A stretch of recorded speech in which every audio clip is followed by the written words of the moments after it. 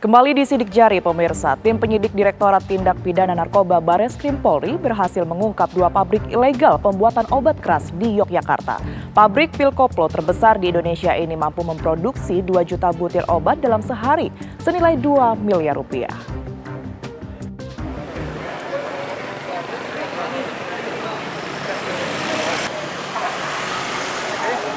Terbongkarnya pabrik obat keras ilegal di Yogyakarta berawal dari ditangkapnya para pelaku ketika melakukan transaksi sejumlah obat psikotropika di wilayah Jawa Barat dan Jakarta Timur. Dari pengakuan para tersangka, obat-obatan dipasok dari Yogyakarta yang langsung ditindaklanjuti Mabes Polri serta Polda DIY di kawasan Kasihan Bantul, Yogyakarta dan Gamping, Sleman, dengan menemukan 2 pabrik pembuatan obat ilegal yang dapat menimbulkan efek ngantuk, cemas, dan halusinasi bagi pemakainya. Polisi berhasil menangkap Daud, seorang pimpinan pabrik, dan Joko, pemilik pabrik, serta Sri Astuti, seorang wanita pemasok bahan baku yang digunakan untuk memproduksi obat keras di pabrik tersebut. Biaya produksinya sampai 2-3 miliar dibutuhkan oleh Joko, baik untuk bahan maupun penggajiannya.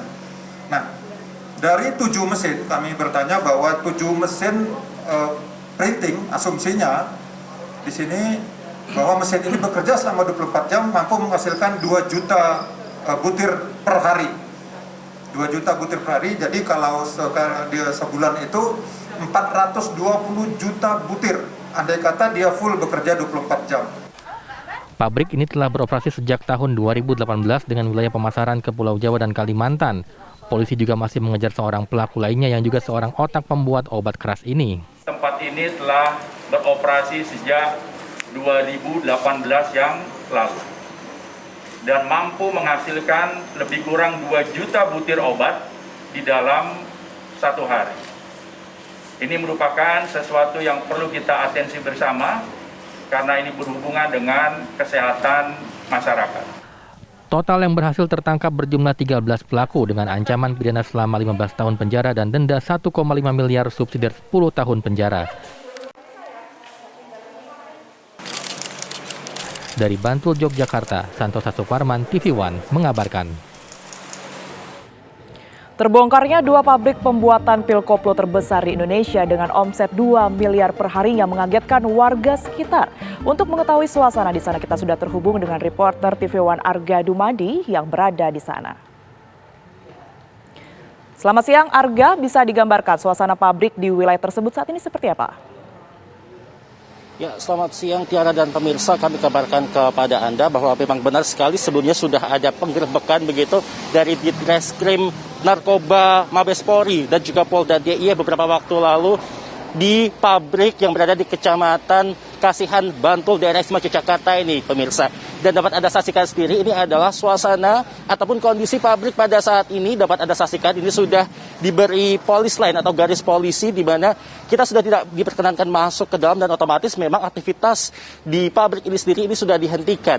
Dan juga pabrik ini sudah digembok serta terdapat tulisan bahwa objek ini dalam proses penyidikan Bareskrim Mabes Polri. Kami gambarkan kepada Anda bahwa pabrik ini sendiri berdiri di jalanan yang memang kiri kanannya ini dipenuhi juga dengan pabrik ataupun juga gudang produksi dan juga gudang penyimpanan hasil produksi, begitu pemirsa. Sehingga memang bukan berada di tengah-tengah rumah ataupun juga di tengah pemukiman warga, begitu.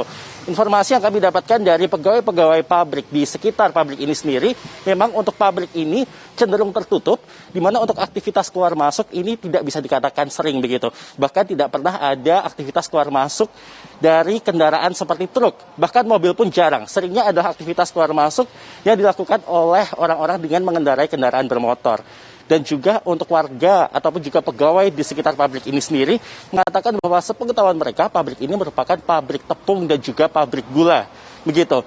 Dan untuk para pegawai yang bekerja di pabrik yang saat ini sudah disegel ini bukan merupakan warga sekitar, sehingga untuk warga sekitar ataupun juga orang-orang yang berada di sekitar pabrik ini sendiri memang susah untuk mengendus adanya pembuatan pil dan juga obat terlarang di pabrik ini. Dan untuk saat ini juga dari pihak kepolisian masih terus untuk mendalami kasus ini, terlebih memang untuk saat ini juga masih ada 1 orang ini yang menjadi buronan, begitu, dan juga masih berusaha dicari oleh pihak kepolisian. Ya, untuk sebenarnya demikian, kembali ke Jakarta bersama dengan Tiara. Ya Arga, berdasarkan informasi yang kemudian Anda dapatkan, ada berapa pegawai yang sebenarnya terlibat dalam sebagai pekerja dalam pabrik tersebut? Ya, informasi yang kami dapatkan memang kalau dari warga sekitar sendiri ini memang yang keluar masuk dari pabrik ini sendiri itu tidak banyak orangnya, mungkin maksimal hanya sekitar 10 orang saja yang tampak keluar masuk di pabrik ini. Begitu, Tiara. Arga, apakah Anda mendapatkan tanggapan warga yang berada di sekitar pabrik tersebut? Mengingat seperti yang Anda jelaskan tadi bahwa pabrik ataupun juga aktivitas yang ada di pabrik tersebut tidak terjangkau oleh warga begitu. Ya, baik. Kami kabarkan kembali kepada Anda bahwa pabrik ini sendiri memang tidak berada di tengah-tengah pemukiman warga. Jadi informasi yang kami dapatkan ini dari pegawai-pegawai pabrik yang berada di sekitar pabrik yang sudah disegel ini begitu. Dan informasi yang kami dapatkan memang mereka tidak pernah tahu bahwa ada kegiatan ilegal di pabrik ini. Karena informasi yang mereka ketahui pabrik ini sendiri merupakan pabrik tepung dan juga pabrik gula begitu. Namun informasi lanjutan yang kami dapatkan untuk pihak dari pemerintah desa setempat, tepatnya tadi ada Bapak Dukuh begitu, yang mana pada pagi tadi Bapak Dukuh bersama dengan Babinsa ini kemudian berkeliling ke pabrik-pabrik yang berada di sekitarnya untuk memastikan apakah memang pabrik-pabrik yang berada di sekitar pabrik ini beroperasi sesuai dengan izin yang sudah ditetapkan begitu. Tiara. Arga, adakah perkembangan terbaru terkait dengan satu orang pelaku yang kemudian ini menjadi otak peredaran pil koplo tersebut? Ya, Tiara, hingga saat ini kami masih mencoba untuk mendapatkan informasi lanjutan dari pihak kepolisian, namun masih belum ada informasi tambahan selepas adanya konferensi pers kemarin. Dan informasi yang masih ada hingga saat ini itu adalah bahwa pihak kepolisian ini masih mencoba untuk mencari satu pelaku yang hingga saat ini masih belum berhasil tertangkap. Tiara. Baik, Arga Durmadi melaporkan langsung dari Bantul, Yogyakarta. Terima kasih.